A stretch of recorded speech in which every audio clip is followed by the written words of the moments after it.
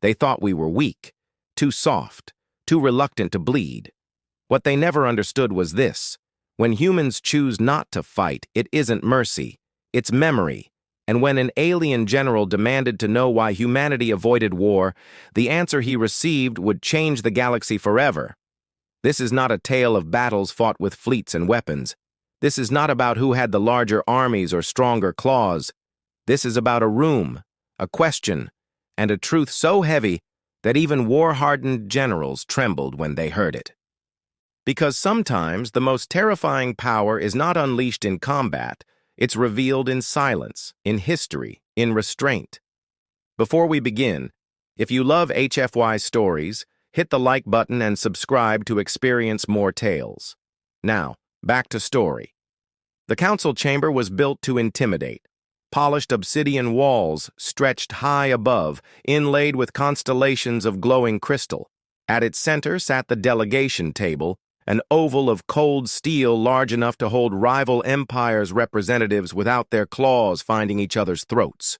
The alien general stood at its edge, towering over the assembly. His armor plates clicked as he shifted, his species bred for conquest and command. The galaxy knew his kind for what they were: unapologetic predators, sharpened across centuries of expansion. He had faced warlords, rebels, and kingdoms that spanned dozens of star systems. Yet here he was, staring across the table at a single human diplomat. The general's mandibles flexed, his tone cutting through the chamber like a blade. "Human.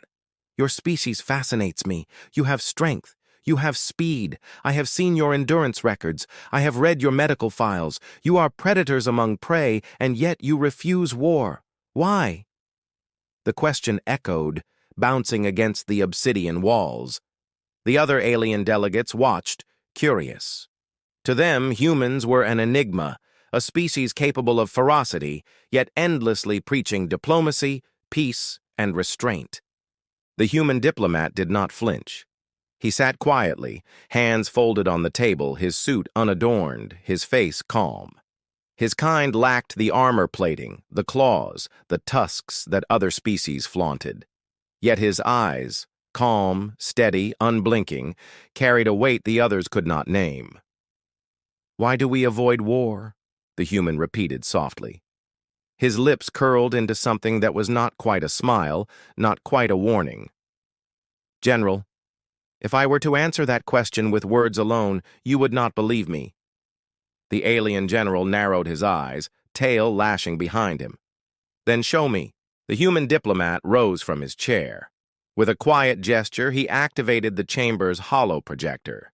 The lights dimmed, and a faint hum filled the room as ancient images shimmered into existence above the table. The delegates leaned forward, their curiosity sharpening. The general crossed his arms, his claws tapping against his armor. He wanted answers, and he was about to get them. The first flicker of light revealed a world of mud, smoke, and endless trenches carved into the earth. Men in ragged uniforms crawled through filth. Explosions shattered the ground. Gas rolled across the battlefield, searing lungs and blinding eyes. The sound, distant, tinny, and raw, carried across the chamber. Screams, thunder, the grinding roar of machines built for one purpose.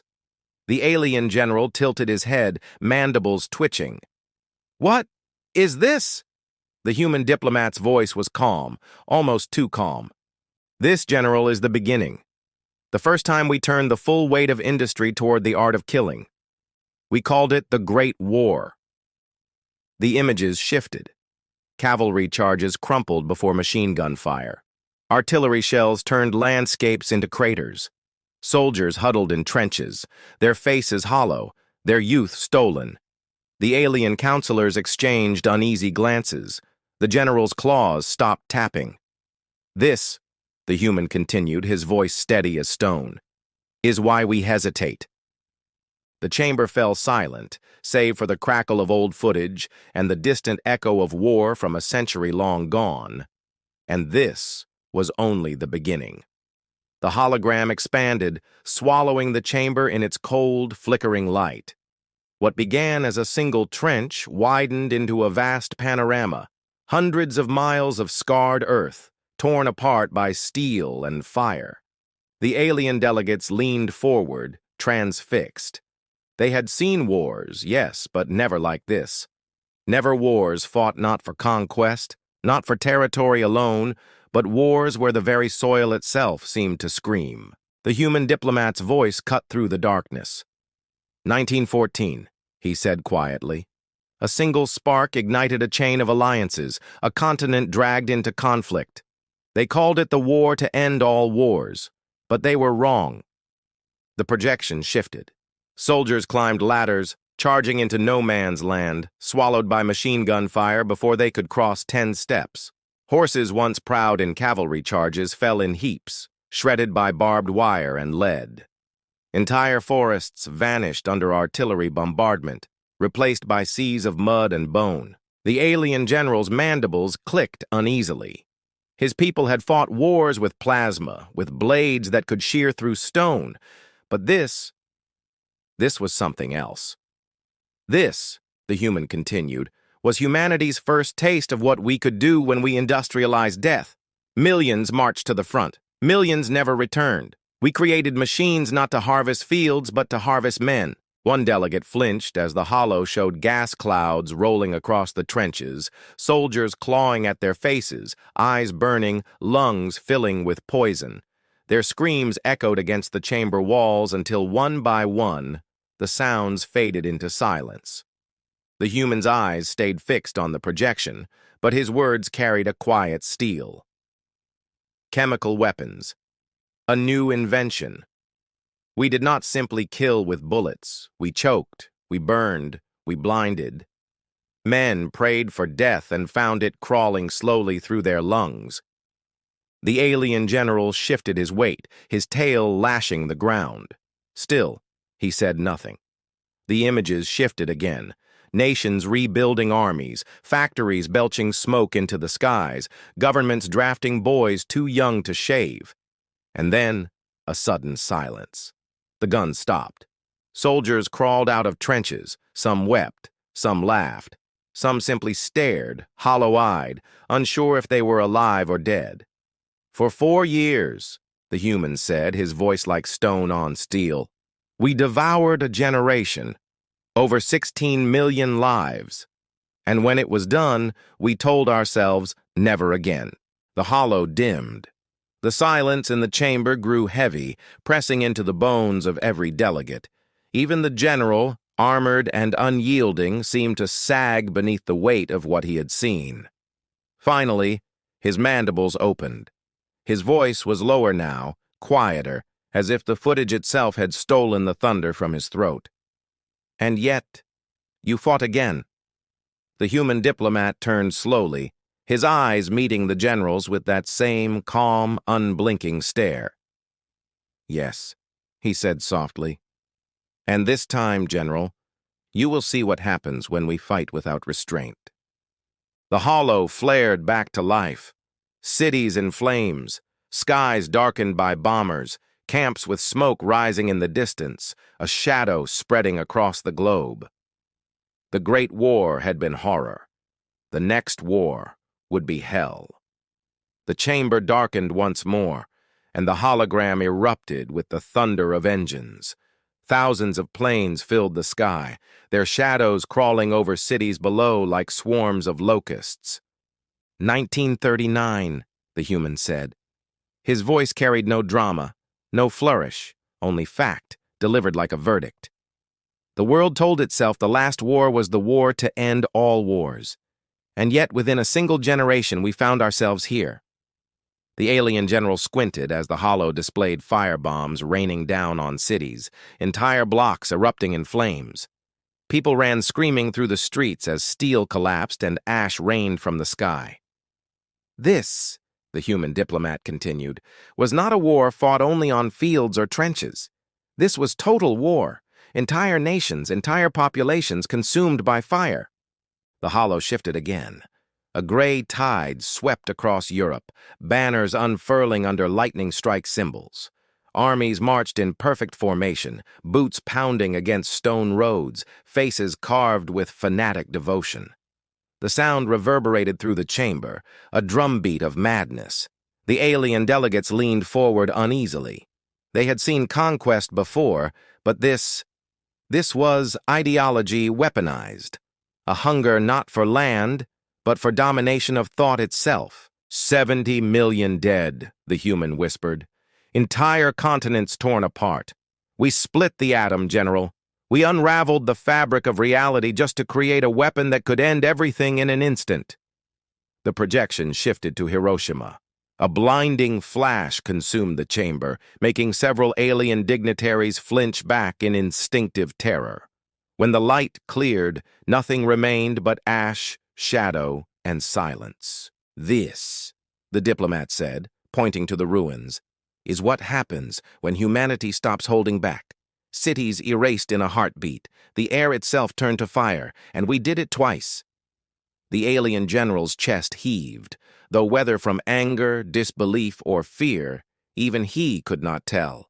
His voice came strained, guttural. Why would you unleash such destruction on your own kind? Why would you build weapons that could kill even yourselves? The human finally turned to face him fully. His eyes glimmered in the dim light, not with pride, but with a terrible, unshakable honesty. Because, General, he said quietly, that is how far we are willing to go when cornered. We will burn the very sky if it means survival. We don't need to prove our strength anymore. We already know it. The hollow flickered again. Victory parades rolled across broken cities. The war was over. But the scars would never fade. The diplomat let the silence stretch until even the air felt heavy. Then he spoke once more. And after this war, we swore never again. Not because we are weak, not because we are afraid, but because we know exactly what we are capable of when the leash is broken. The alien general swallowed hard, the weight of the words pressing into his chest like stone. He had come to see pacifism as weakness, but now he wondered if it was restraint. The restraint of a predator that had already tasted blood and decided the world was safer with its jaws shut. The chamber dimmed once more, but this time there was no triumphant music of armies marching, no thunder of artillery.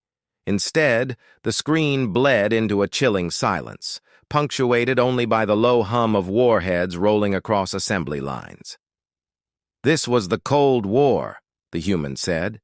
No battlefields like before, no trenches, no parades, just a silence so heavy it could end the world in a single mistake. The hollow flared. Images of missiles towering into the sky appeared, their sleek bodies gleaming under floodlights. Soldiers in crisp uniforms stood guard, hands poised over launch keys that could unleash death on a planetary scale. The alien delegates shifted uneasily. They had fought wars of attrition, wars of conquest, but never had they seen this. A war that did not need to be fought to be deadly. For decades, the diplomat continued, his voice steady, our world lived under the shadow of annihilation. Tens of thousands of nuclear weapons, each one powerful enough to burn cities to glass. Each one waiting for the wrong word, the wrong signal, the wrong second of hesitation. The hollow shifted again. Sirens screamed through city streets. Children crouched beneath school desks, covering their heads with small, trembling arms.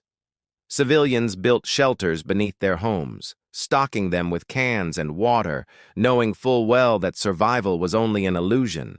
The alien general's jaw clenched. His kind had never needed to drill their civilians for annihilation. War was fought on borders, at least by his people. But this was war breathing down every civilian's neck, every hour of every day. The human diplomat raised a hand, and the hollow showed tense faces in command bunkers. Fingers hovered above keys. Radios crackled with confusion. One false alarm could have ended everything. And yet, the human said softly, no one pressed the button. The chamber went still. The alien general's head snapped toward him. You built weapons that could kill your entire species, and yet you did not use them. The human's eyes narrowed. and for the first time his voice carried a weight that felt colder than the weapons themselves. "We came close, General. Closer than anyone should ever come. False warnings, accidents, misread signals. But at the edge of the abyss, we looked down, and we chose not to jump. That restraint is the only reason you are speaking to me now, instead of picking through the ashes of a dead world." The hollow flared once more, showing two men, one American, one Soviet, signing treaties. Hands shook, faces taut with the knowledge that the survival of billions rested on paper and ink. The human stepped closer to the general, lowering his voice to a whisper that seemed louder than any explosion. "Do you see it now? Our peace is not born of weakness. It is born of knowing exactly how close we came to destroying ourselves and refusing to let it happen again." The alien general's spines trembled. He had asked why humanity avoided war. Now he feared the answer. It wasn't out of cowardice. It was because they had already stared into the abyss and learned it stares back. The silence in the chamber stretched long after the last image faded. The alien general's breath came slow, deliberate, as if steadying himself against the gravity of what he had just seen. "Your species," he finally said, voice low, "had power enough to annihilate itself, and yet you chained that power. You caged it. Why?" The human diplomat didn't answer immediately. Instead, the hollow reawakened. This time it didn't show missiles or tanks. It showed people. Crowds filling streets with banners calling for peace. Families pressing against fences to watch treaties being signed. Veterans with haunted eyes shaking hands with former enemies. "Our wars taught us that weapons alone are nothing," the human said. "Any beast can swing a sword, pull a trigger, launch a missile. But to choose not to, even when every instinct demands blood, that takes discipline." The alien general tilted his head, the ridges of his skull glinting under the chamber lights. "Discipline? Or fear?" The human's lips curved into something sharp, a smile without joy. "Both. And that's the lesson no one in this galaxy seems to grasp. Fear without discipline leads to chaos. Discipline without fear leads to tyranny." But together, the hollow shifted again, now showing precision. Soldiers marching not with wild fury, but exact timing. Engineers assembling spacecraft with patience bordering on obsession. Astronauts strapped into capsules, waiting calmly atop engines filled with volatile fuel. "Together," the human continued, "they make restraint. Restraint is not weakness, General. It is strength so vast it doesn't need to roar. The moment we learned to master ourselves, we mastered everything else." The alien delegates murmured among themselves, unease rippling across the chamber like a storm rolling over water. They had seen empires rise through conquest, crumble through excess, but never endure through restraint. The general's eyes narrowed. He wanted to deny it, to dismiss this human philosophy as fragile, unsustainable. And yet, the hollow shifted once more. He saw how nations that had been enemies only decades earlier now traded, allied, built together. He saw weapons dismantled, treaties signed, walls torn down not by force, but by human hands wielding diplomacy like the sharpest blade.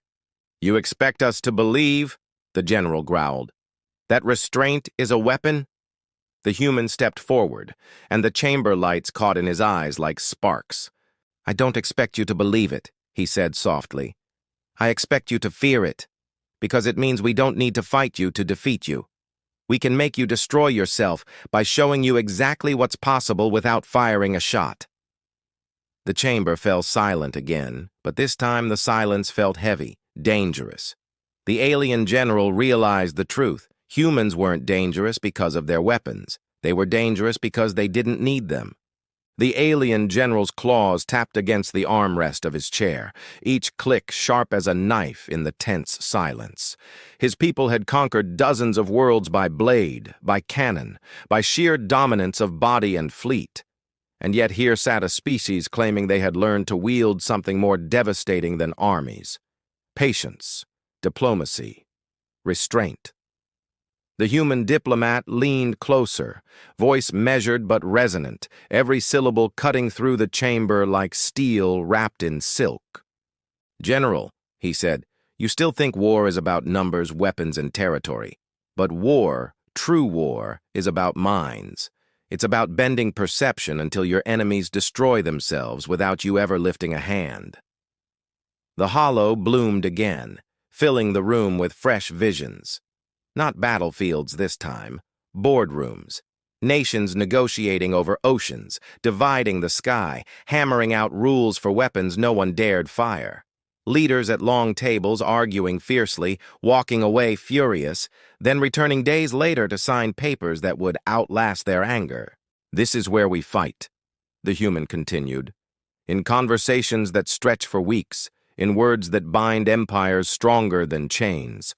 A bullet kills a man, a treaty kills a war." The alien general shifted, discomfort flickering across his armored face. He had seen human bodies, fragile compared to his kind. He had seen human weapons, crude compared to their own. Yet now he was being shown something invisible, intangible, but infinitely more dangerous. A battlefield no weapon could reach. The murmurs among the alien council grew louder. One delegate whispered, "They reshape reality without firing." Another hissed back, "No, they poison it with talk until the strongest forget why they were strong." The general raised a clawed hand for silence. His eyes never left the human. "You claim that words can conquer more than war, that treaties are stronger than fleets. But why should we fear this?" The human's gaze was steady, calm, unyielding. "Because, General," he said, "every empire in this galaxy already fears your fleets. They already know your strength. They resist you because of it. But if you fought as we fight, if you mastered the battlefield of negotiation, they would invite you in. They would surrender without knowing they had surrendered." A heavy hush fell. For the first time, the alien general felt something he had not felt since his first campaign: a shiver of unease. He had been shown a new kind of battlefield, one his armies could not march upon, one his weapons could not conquer. The realization struck him like a blade between his ribs. In the war of words, his empire was utterly unarmed. The alien general could not allow weakness to show before his council. His voice rumbled low, commanding the chamber. "Very well, human. If words are your battlefield, then let us fight upon it." The chamber stirred with approval. Councils and advisors leaned forward. This was no longer about fleets or armies, it was about pride. The human diplomat only nodded, as if he had been waiting for this exact moment. He leaned back in his chair, hands folded loosely, his expression carved in calm assurance. The general began. His words were sharp, rehearsed, laden with the authority of countless conquests. "Your kind claims to despise war, yet you forge weapons, you build fleets, you patrol borders. This is hypocrisy. If restraint is truly your strength, why arm yourselves at all?" He smirked, expecting the human to falter, but the human did not rush to respond. Instead, he waited. The silence grew heavy. Seconds stretched into an unbearable stillness. The alien general shifted, suddenly unsure. His own words echoed back at him, hollow, unanswered. He realized with irritation that the silence itself felt like a weapon being used against him. Finally, the human spoke. His words were soft, deliberate. "We prepare for war, so that we may never have to wage it. Our weapons are not for conquest, they are reminders." "Reminders?" the general snapped, his voice cracking louder than he intended. The human's gaze sharpened. "Reminders of what happens when restraint fails." With a subtle gesture, the hollow shifted again.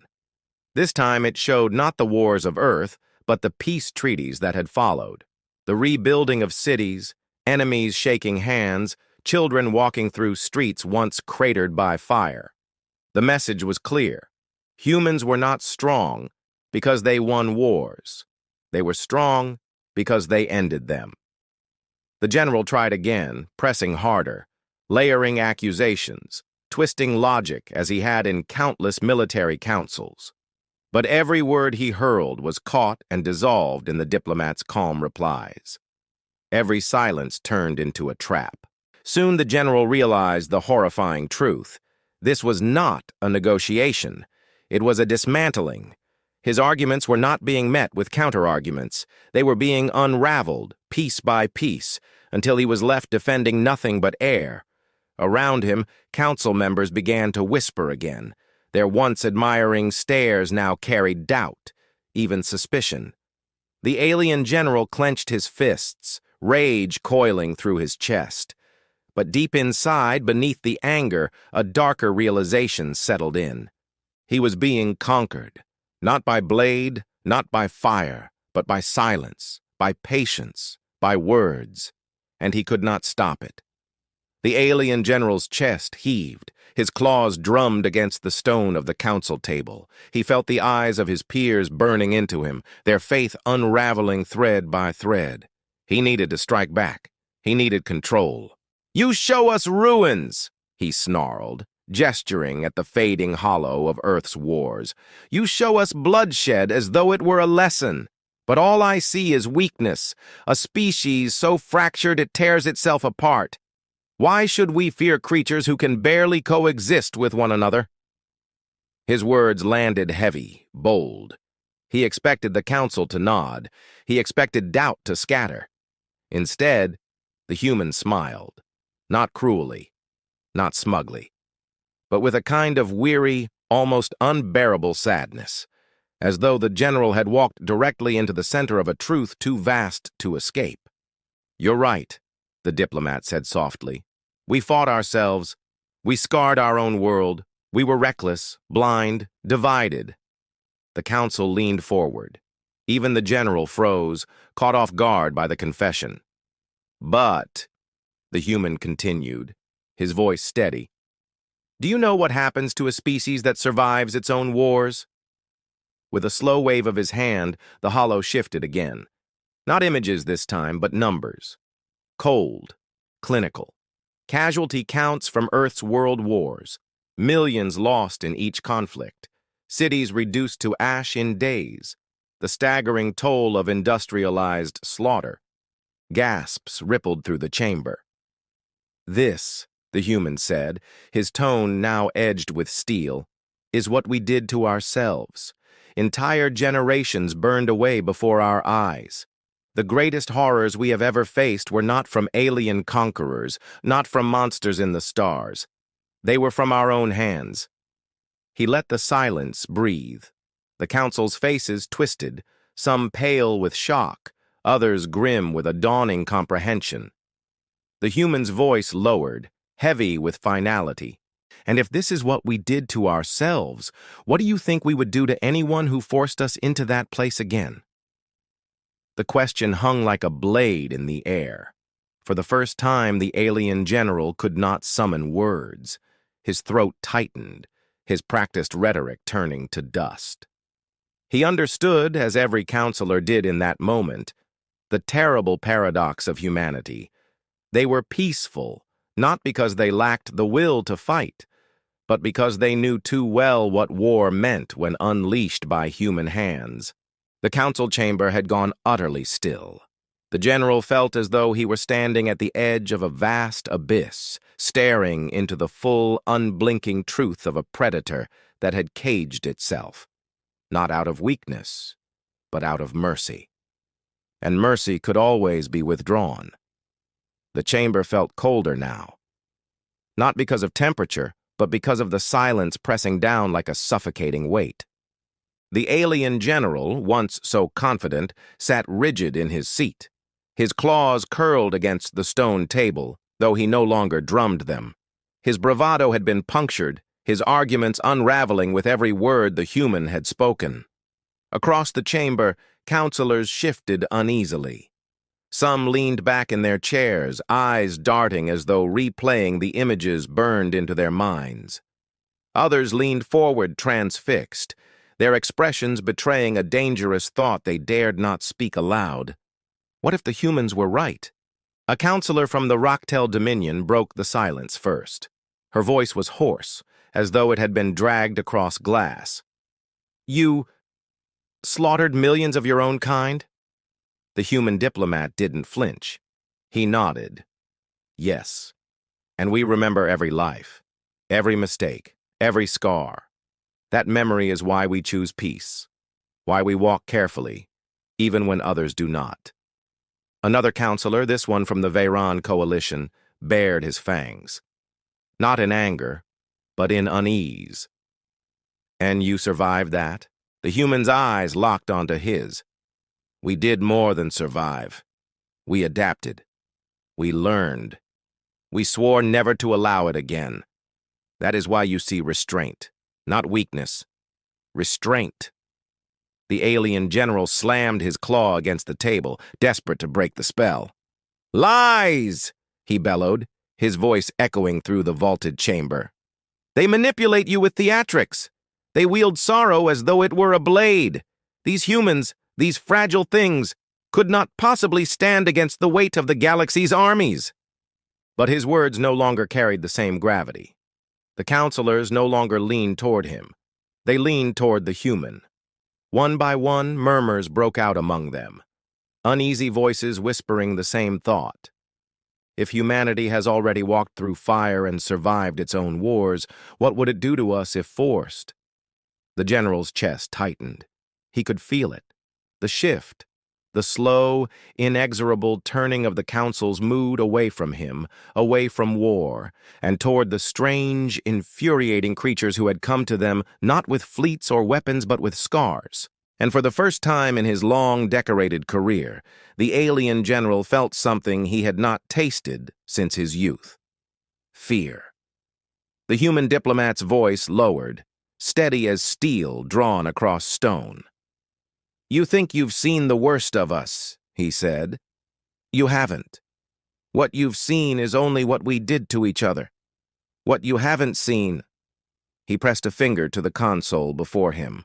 The lights dimmed, and the chamber walls flickered alive with footage. The first images were not of soldiers nor of battlefields. They were of machines, gleaming steel giants rolling across torn landscapes, submarines slipping through black oceans with silent intent, missiles rising like fire spears into the heavens. Then came the mushroom clouds, blossoms of death that swallowed entire horizons, leaving nothing but silence where cities had once stood. The council chamber trembled, as if even the memory of those blasts carried weight. One counselor gasped aloud, his mandibles clacking in disbelief. Another turned her head away, unable to watch, as though the ghost of heat might scorch her flesh through the screen. The human's voice cut through the suffocating images. These were our final wars. The wars that nearly ended us. The wars that taught us restraint was not just virtue, but survival. We built weapons that could erase the very sky. We stared into that abyss and chose to step back. The footage shifted again. Rows of missiles dismantled, treaties signed, weapons buried beneath mountains. But still, the footage whispered a truth none could ignore. Humanity had created tools that could end worlds, and then had chosen not to use them again. The alien general's breath hitched, his confidence splintering with every scene. His claws twitched against the table, desperate to cling to an argument that no longer existed. Finally, the human looked around the chamber, his eyes hard as tempered glass. So you ask why humans avoid war? The answer is simple. We've already waged wars worse than anything you can imagine. And if we ever did it again, if you forced us, we wouldn't just fight to win. We would fight to end. And none of you, none of your empires, none of your fleets would walk away from that. The words hung in the air like thunder.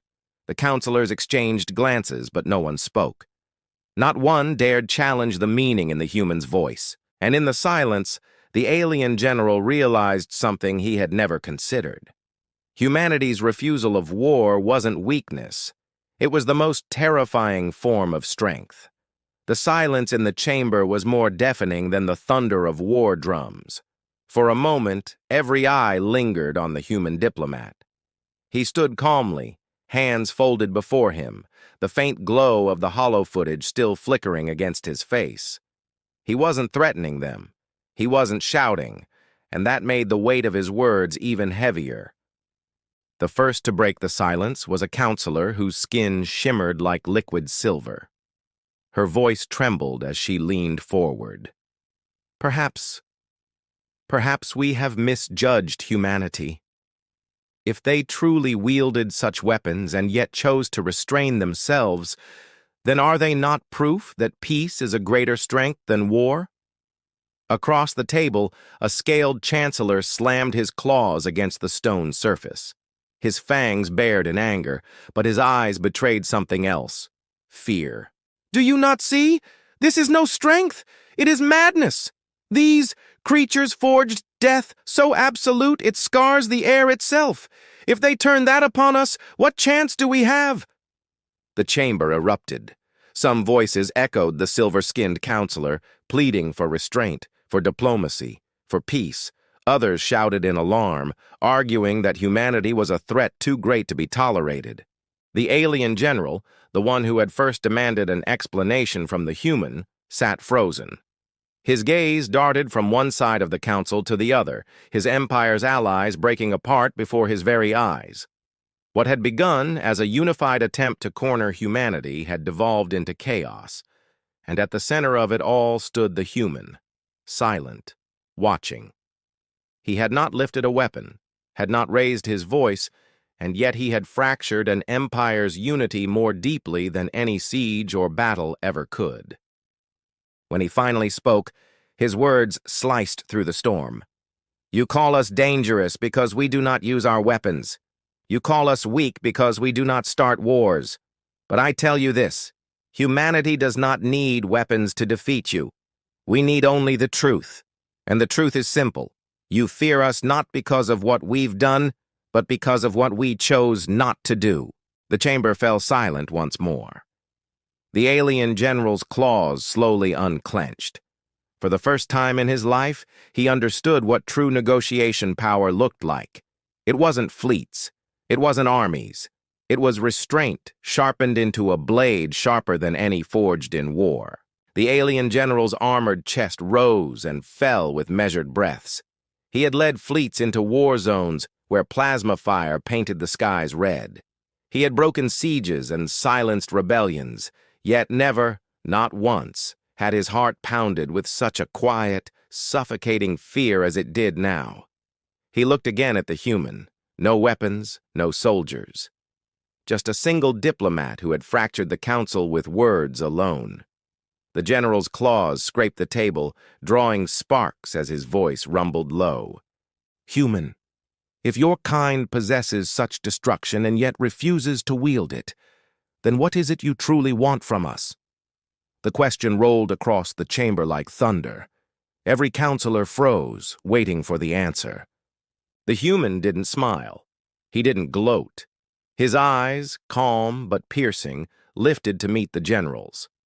And for the first time, the galaxy saw not a victim, not a threat, but something stranger. A species that terrified them precisely because it could choose peace while holding the keys to annihilation. "What do we want?" the diplomat echoed softly. "We want a galaxy where our children don't inherit ash, where our hands are not forced to pull the trigger, where the mistakes of our past are lessons, not legacies." The words struck deeper than any declaration of war could have. The silver-skinned counselor leaned forward, voice trembling with hope. They want survival, not conquest."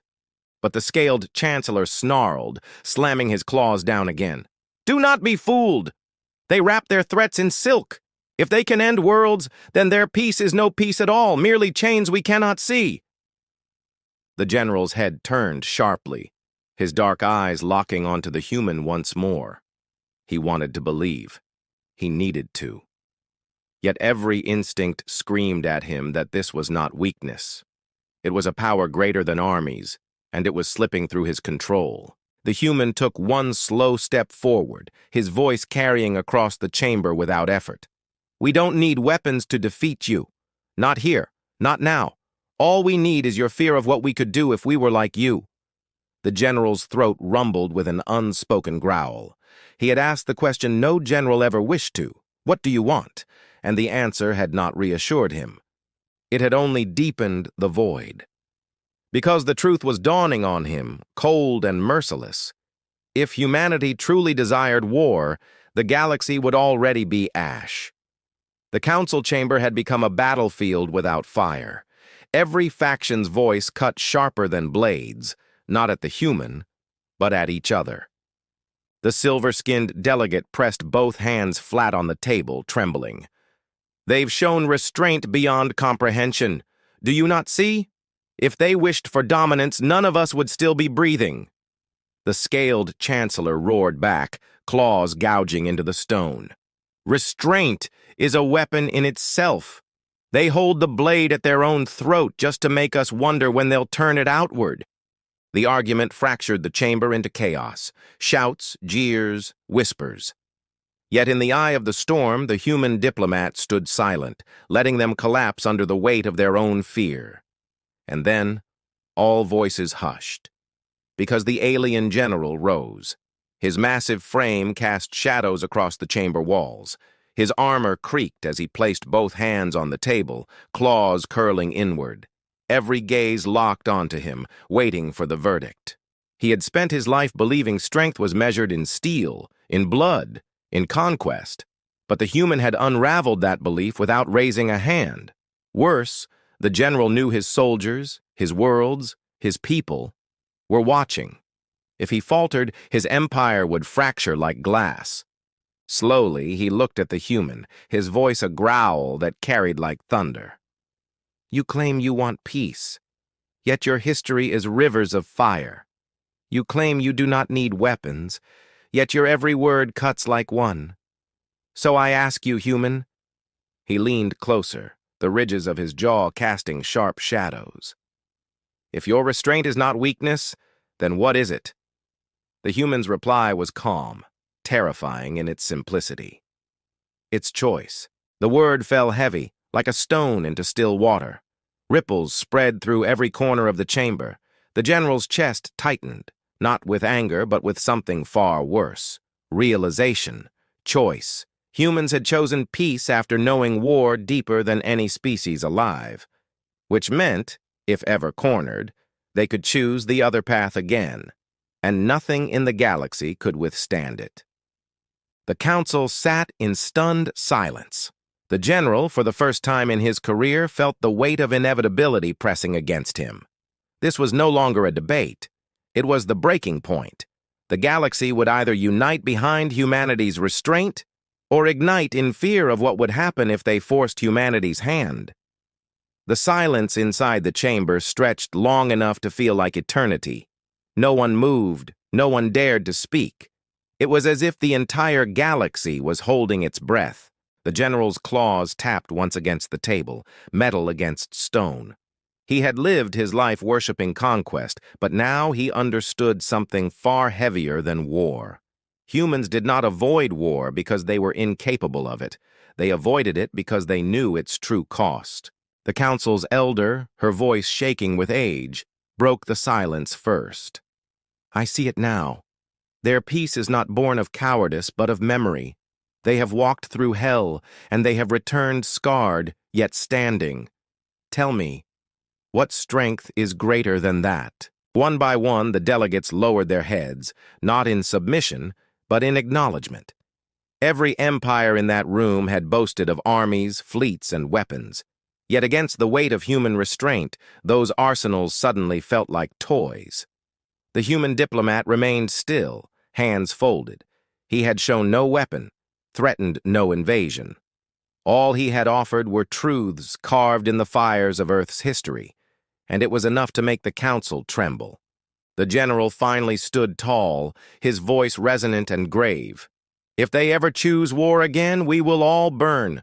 But so long as they choose peace, perhaps we may yet survive. It was not surrender. It was recognition. And in that recognition, the galaxy shifted. The council voted unanimously, not to oppose humanity, not to fear them, but to honor their restraint. Humans were granted not only a seat at the table, but the respect of species who had never bowed to anyone before. Outside the chamber, stars burned quietly in the void, ignorant of the decision made beneath their light. A choice had been cemented, one that would shape the future of countless civilizations. Humanity did not need weapons to win. They had shown something far more devastating than firepower, the will to choose peace, when war was always an option, and that was a weapon no one else could wield.